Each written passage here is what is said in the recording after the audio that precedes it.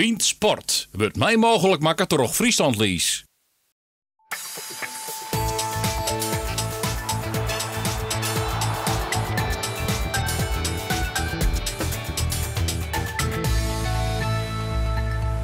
Het is vrijdag 24 april. Welkom bij Bient Sport. Miljoen aan tafel, treien oort topsporters. Volleybalster Jantien Berg, Cambuurspits Willem van der Ark en Heerenveen-aanvaller Marten Dijk. En we zoeken vooruit naar de mogelijke kampioenswedstrijd van zelfs van de volleybalverhouding van Snits.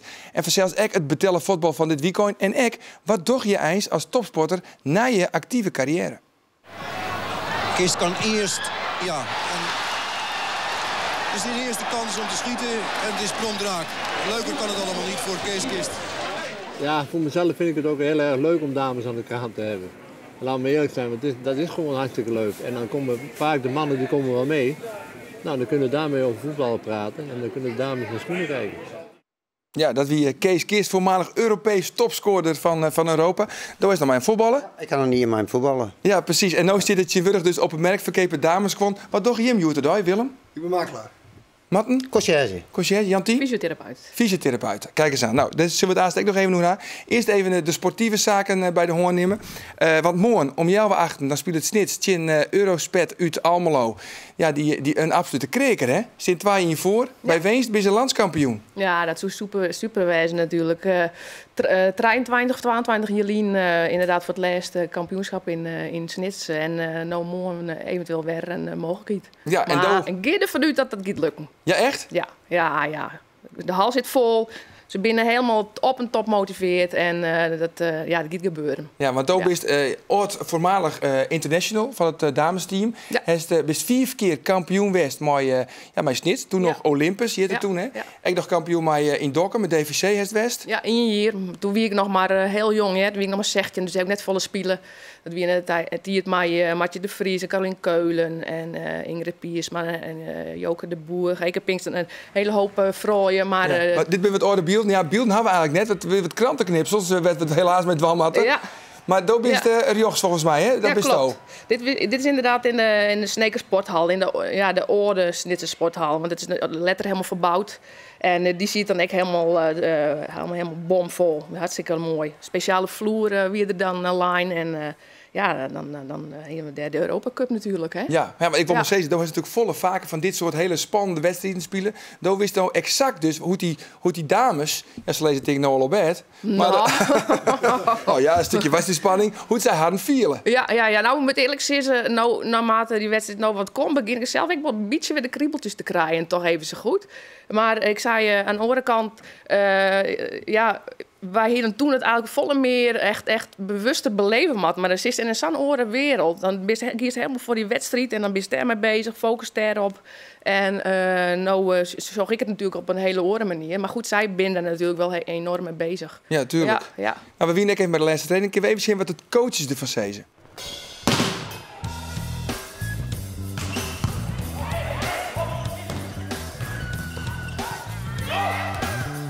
Ja, we zitten er zeker dichtbij. We hebben 2-0 voorgestaan, 2-1 geworden. En aankomende zaterdag thuis de mogelijkheid om het af te maken. En we zullen zien of het lukt. Maar ja, we hebben nu 3 sets aan de kont gekregen. Dus we moeten weer wat verzinnen. Dus dat hebben we ook gedaan. We hebben video gekeken en we hebben een aantal dingen uit kunnen halen waar we echt wat meer winst op kunnen halen.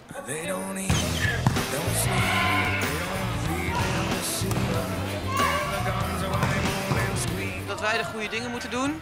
Het stukje plezier uitstralen, waardoor ook het publiek mee kan gaan. Dat is uiteraard een wisselwerking. Nou, je ziet dat dat gedurende het jaar erg gelukt is. Alle dorpen hier in de buurt die komen zaterdag. En nou, ik denk dat ze gewoon heel erg zin hebben om te schitteren. En zenuwen zullen vast zaterdagmiddag voor de wedstrijd wel komen. Wat je zegt, technisch, de afspraken, tactisch, alles zit wel in het hoofdje van die meiden. En dan is het gewoon gaan en met gevoel en met je hart gaan spelen.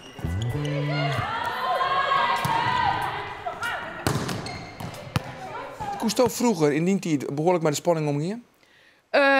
Ja, eigenlijk wel. Ja, de wist van tevoren. Nou, ik zie de wedstrijd zit ik altijd helemaal al in de holle te spelen in de dag ervoor. En dan, nou, op die positie moet ik dat waan, en die positie moet ik dat waan. En dan wist ik precies wat voor tegenstander wie het. En dan wist ik van, oké, die hebben zwakke punten, die goede punten. En daar wist wie ik samen mee bezig. Maar zij binnen natuurlijk volle meer om mee bezig met mijn video's en dat hier wij volle minder. Ja, hing je dat wel trouwens? Bij videomateriaal, videoanalyses en Willem?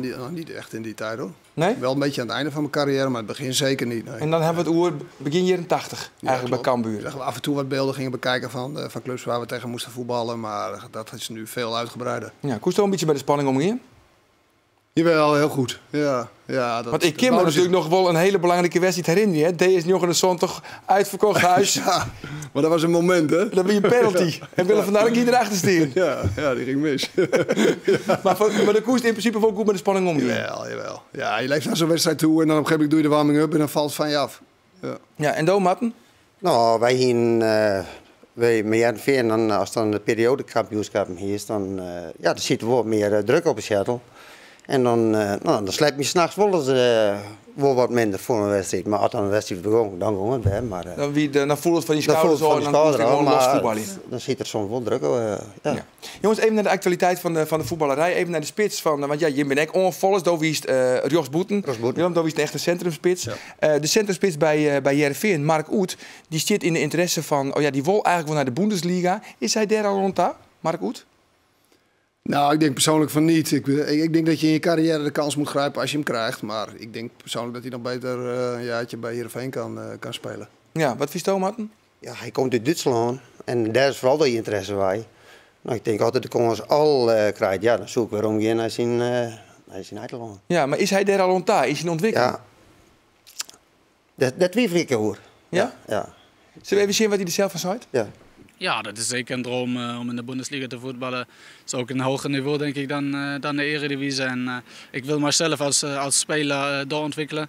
En als je dan de top haalt, de Bundesliga haalt, dan is dat denk ik prima. Ik heb met mijn zaakwaarnemer afgesproken dat het nog heel vroeg is en dat hij mij, als er wel concrete interesse is, dat hij mij dat zegt. Er zijn wel een paar, maar ik wil niet te veel over zeggen. Dus. De glimlach zegt misschien wel genoeg. Misschien, hè. Ja, want Bayer Leverkusen en HSV zo'n interesse hebben. Maar kan hij dat niveau al om, denk je? Nou, ik denk dat dat soort clubs in je geïnteresseerd zijn dat je wel moet gaan. Ja? Ja, je krijgt niet zo vaak de kans. Dus ik denk dat als het serieus is dat hij wel gaat. Dat is toch ook niet in maar ik heb precies hetzelfde. Ik heb altijd gezegd van God, als ik de kans krijg om naar het buitenland te gaan, dan doe ik dat. En de eerste, de beste keer... Wie hebben die? Heb ik ook gelijk gedaan. Ja. Prachtige ervaring. Ja, maar dat is toch nooit, hè? Die koers is toch nooit gewoon. Nee, dat niveau hiek ik net. Dat zei van dat een buitenlandse club interesse voor mij. Dan vind wie echt mijn top als het ware. Ja. En Jan Tien, is wel in het buitenland zitten in Zwitserland. Zwitserland ben ik nog 3 jaar geweest. Ja. Even 3 keer kampioen worden. 3 keer ben we daar Zwitsers kampioen geweest en 3 Europa Cup spelen. Dus ik een hele mooie ervaring, absoluut. Ja, maar dat wie toen al een beetje aan het eind van die carrière? Ja, nou, ik wie inderdaad in Jochel ben ik gestopt in Snits. Want ik wilde eigenlijk net meer zo vaak trainen, 4 of 5 keer in de week. Dat kon ik eigenlijk toen net meer opbrengen. En ik kreeg een aanbieding om in Zwitserland in Spieljen en dan maar 3 keer in de week te trainen. En dan daarnaast hadden ze dan een baan voor mij voor de fysiotherapie. Ja. En dat heb ik inderdaad ongegrepen. En zo van, die ervaring die nemen ze mij in ieder geval niet meer aan. Ja, maar de echte top, het echte topland, wie toch echt Italië? Jan Postuma en Sootsma en van de Caroline Keulen, Agnes Brunninkhuis toen die ben ik naar Italië geweest en die hebben direct spelen inderdaad. En hoe zit het dan met Zwitserland? Wie dat het niveau daaronder? Ja, het Zwitserse niveau weer wel wat leger beslist worden. Maar goed, het leeft het wel enorm in die bovenste teams en zo. Dus dat was hartstikke leuk. Ja. En mooi dit gewoon. Nog even naar Cambuur, Willem. Want Cambuur wil heel graag 8e worden. Ze op het nog in de plak, 12 punten onder Greens. Wordt dat nog wat, Tinkst? Morgen of zondag moeten ze. Ja, Dordrecht. Tegen Dordrecht natuurlijk. En dan nog Ajax en Go Ahead, dacht ik. Go Ahead. En de laatste wedstrijd is dan Willem II. Ja. Nee, maar ze moeten ook nog tegen Ajax, hè? En Ajax. Ja. Wordt nog moeilijk, hoor. Ja? Ik kan me wel voorstellen dat ze graag willen worden, maar ik hoop het. Ja. Wat denk je nou? Het zou een hele mooie prestatie zijn, trouwens. Als ze 8e worden? Ja, absoluut. Het is sowieso toch een krap seizoen af voor Cambuur? Ja, het is geweldig. Het is eigenlijk al geslaagd. Ja. En ze pakken echt nog wel een paar punten.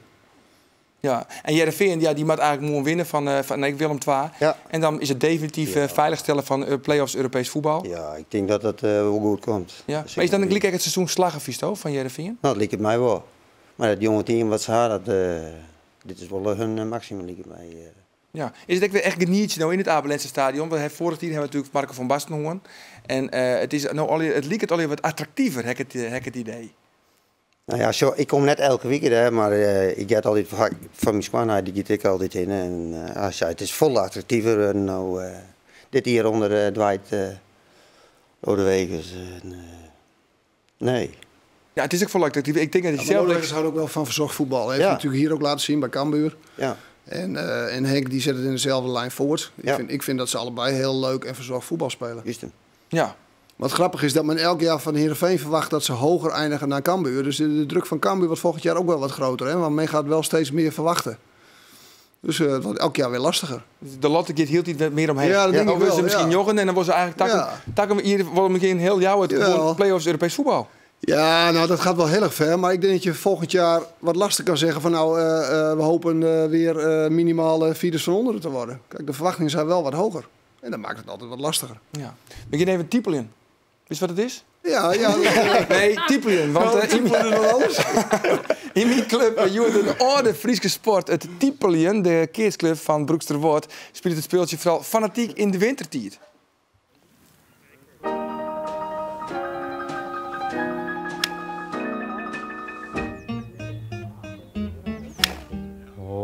Give me land, lots of land, under starry skies above.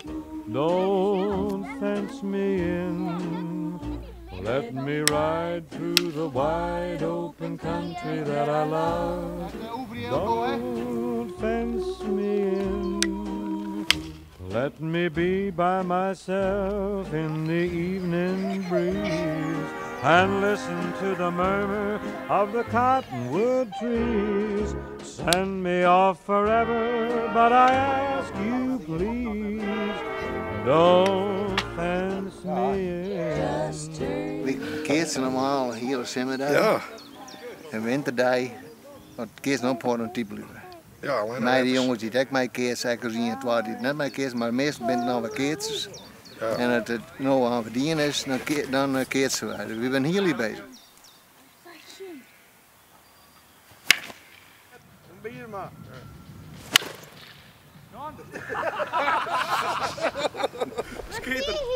Het is een super mooie sport. Het is echt wat van vroeger, hè? Vroeger in het volle meer. Want vroeger waren er eigenlijk, qua douanelid, wie een gecentrum hadden. Toen hadden ze stokken uit de wemmen, uit de wal, het water. Kosting verhaal niet, en we zijn heel erg bezig. Vroeger weet hoe alle dorp dient het.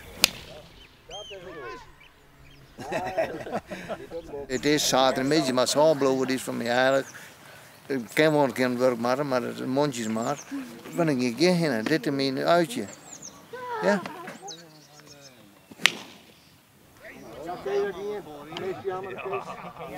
Uiteindelijk maak ik net rood op zeden, maar zo was de crimineel van de dik.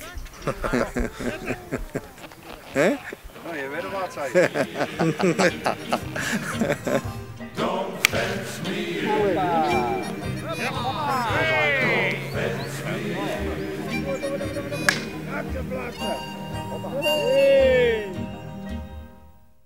Tja, en wil je meer weten van het Typelien en waar wil dat nou net? Bigelijkse speelregels, zorg dan op uw Facebook-side van Bient. Willem, de heeft voetballen bij Cambuur zelfs, bij Utrecht, Willem II, ADO, Aberdeen. Wat was nou de mooiste periode voor jou? Nou, toch wel Schotland hoor, dat was wel uniek. Ja, ze sport wel op een hele andere manier daar beleefd. Het is echt voetbal voor en na, zeg maar. Ja, waar blikt het al hier uit? Nou, eigenlijk uit een hele hoop zaken. Waar je geboren wordt, daar word je supporter van. En als je dan gaat verhuizen, blijf je gewoon supporter van de club waar je geboren bent. Dus dat is wel grappig. Moet je zo zien dat een Cambuur supporter verhuist naar PSV. En dan waarschijnlijk een seizoenkaart koopt van PSV. Maar dat is daar uitgesloten. Dan ga je gewoon elke 14 dagen terug naar Leeuwarden om de wedstrijd te zien. Zo leeft dat. Ja, dat is wel uniek. Ja. Even voor de mensen die het net weten van waar het Willem van Daarijk wie, de voetballer. Even een doelpuntje, gewoon omdat het kind. Heb je nog één? Ik heb er nog één. Rondberg. Die was erbij. De tegenstander moet nu gaan schieten. Het debuut van Fred Grim, dacht ik. Lekker voor het goede been. Bult zet voor, daar is hij weer vandaan. En En het is de tweede keer dat hij met het hoofd aan de bal komt en de tweede keer raakt. Dat is wel een legendarische wedstrijd. Ja, mij noemen Jochen. Tjin Willem II, hè? En volgens mij de debuutwedstrijd van Fred Grim. Klopt. Fred Ja. kwam van Ajax. Ja, wist de uitslag nog? 5-0. 5-0, dat viert je nooit weer. Nee, vergeet ik nooit weer. Nee. Nee, en Marten, ik denk eigenlijk voor jou het mooiste moment van die sportcarrière. Nou, vertel het zelf maar. Dat wie de goal in M werd terug Heerenveen voor het eerst promoveerd naar de Eredivisie. Dat wie de beslissende goal. Ja, want wie in zit, Nijcompetitie, hè? Want je een periodetitel. Ja, voor de Nijcompetitie was het waar, want we hadden toen 12 wedstrijden. De eerste was in Vleen. En de laatste 12 wedstrijden wonnen we. Dus iedereen, op doelsaldo kwam iedereen gelijk. Op punten kwam iedereen gelijk, alleen op doelsaldo. Toen waren we de winnaar in de pool. Eigenlijk toch het doelpunt van Dij? Nee. Oh, dat net? Dat wie in de finale reeks in M. De eerste wedstrijd in M Vleen we met 1-0. Dus moesten we beslist winnen met 2-0. 2-0, want 1-0 was het makker terug Gertja van Beek. Ja, een kopbal. Ja, en toen kwam dit moment. Laten we even zien. Die bal en de bal komt voor in bij Marten Dijk en dan kan Lubbe van Dijk zitten in een melee van spelers en dan Marten Dijk. Ja, hij scoort! Marten Dijk, hij scoort en die bal. Ja, je hebt de fluit van de Rende. Ja, Heerenveen had hem. Heerenveen had de Eredivisie. Was het mogelijk? Ja, dit is een piekenvel, hè? Dit is piekenvel, toch? Ja, het is altijd nog prachtig. Het is nog het is wel 24 hier Lien. Ja. Maar toch, zo'n moment is altijd nog een mooi moment. Ja, met het commentaar van Eelke Lok, waar hebben we even stal hellen. Ja, prachtig.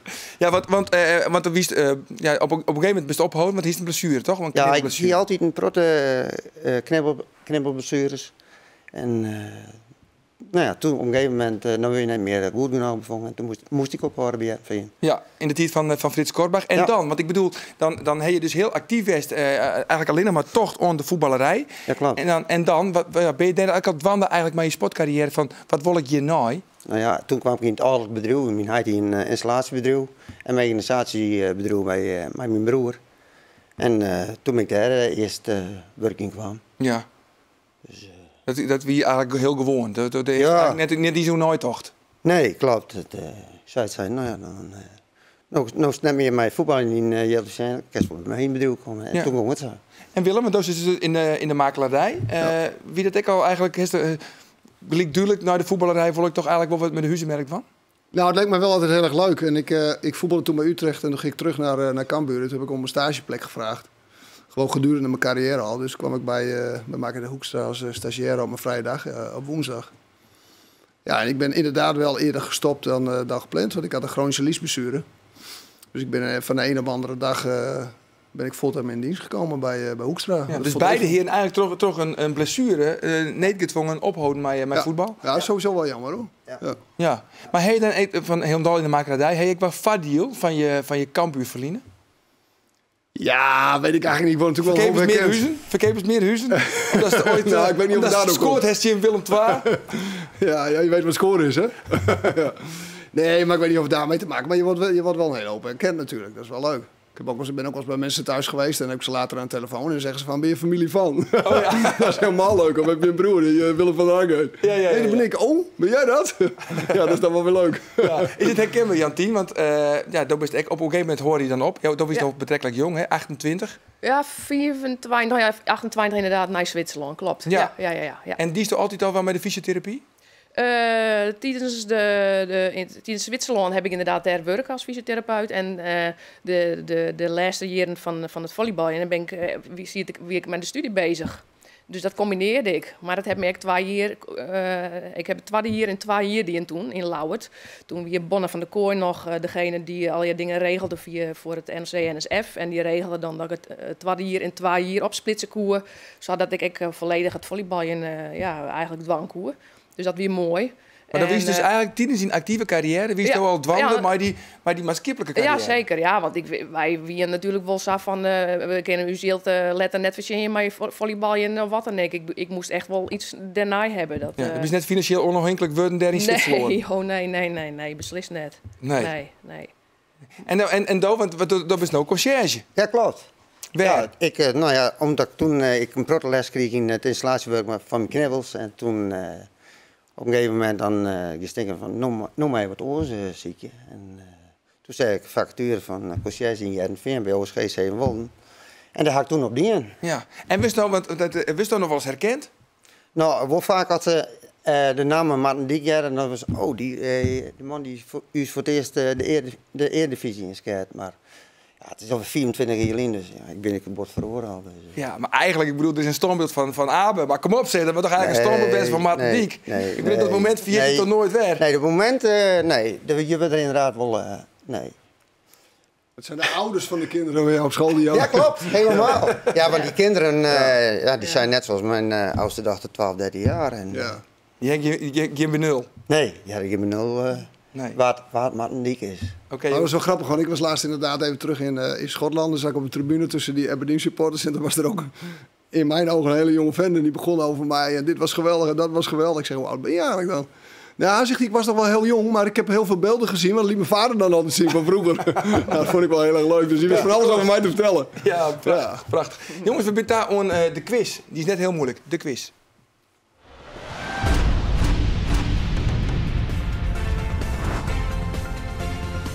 Doe maar mee, hè? Op Zouder kwam ik dit plaatsje in en de vraag is, waar is deze oud Cambuur voetballer? Is het A, Henk Koetje? Is het B, Carlo de Leeuw? Of is het C, Josje Peltzer? Mail je antwoord van naar bient@omroepfriesland.nl en win!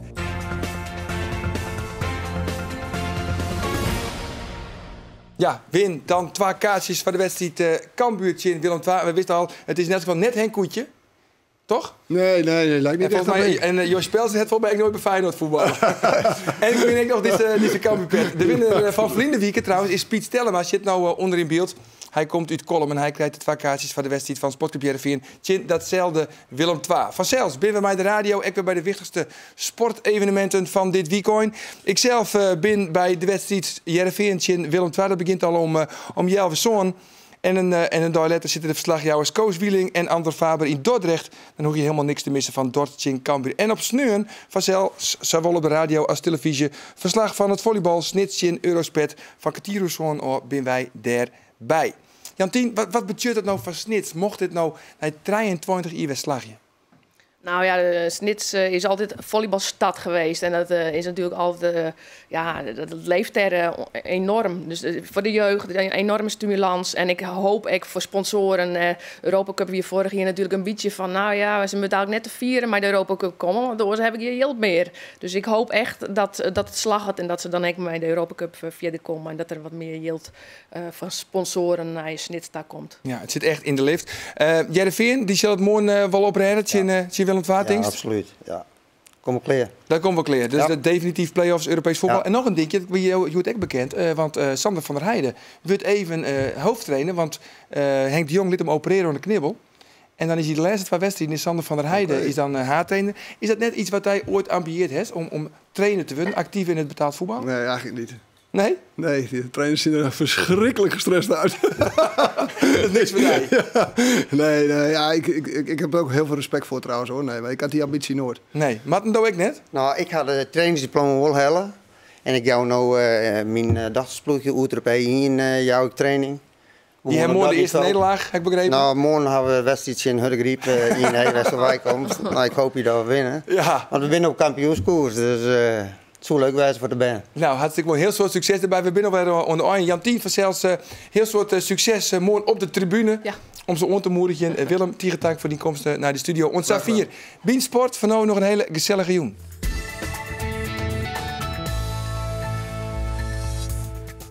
Do you feel bad not to have been asked for a toto by Bient? It doesn't matter how I feel, I think.